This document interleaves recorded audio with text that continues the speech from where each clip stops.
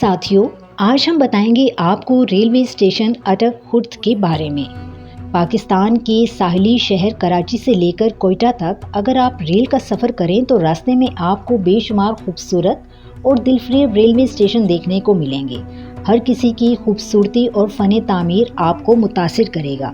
تاہم صوبہ پنجاب کا آخری ریلوے اسٹیشن جو اٹک خرد کے نام سے جانا جاتا ہے، اس کی خوبصورتی اپنی مثال آپ ہے۔ پہاڑوں میں گھرے اس خوبصورت اسٹیشن کو دیکھ کر اور اس کی برطانوی طرز کی عمارت کو دیکھ کر آپ یقیناً ایک بار انگریز دور میں لوٹ جائیں گے۔ ریلوے اسٹیشن اٹک خرد منفرد اور تاریخی اہمیت کا حامل ہے۔ قدرتی حسن سے مالا مال ضلع اٹک اپنی مثال آپ ہے۔ بہتے دریا، ندی نالے، سنگلاخ پہاڑ اور پہاڑوں کے دامن میں ریلوے اسٹیشن اٹک خرد انتہائی دلکش نظارہ پیش کرتا ہے۔ 1884 میں تعمیر ہونے والا یہ ریلوے اسٹیشن فن تعمیر کا شاندار نمونہ ہے۔ 2001 میں اس ریلوے اسٹیشن کو سیاحت کے لیے کھول دیا گیا۔ سیاحوں کے لیے ہر اتوار ایک سفاری ٹرین اٹک خرد اسٹیشن تک چلائی جاتی ہے، جو راستے میں آنے والے تاریخی مقامات ٹیکسلا، حسن ابدال وغیرہ سے ہوتے ہوئے اٹک خرد پہنچتی ہے۔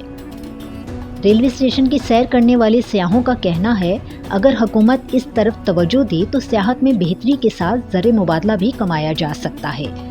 سیاحوں کی اس بات سے انکار نہیں کیا جا سکتا۔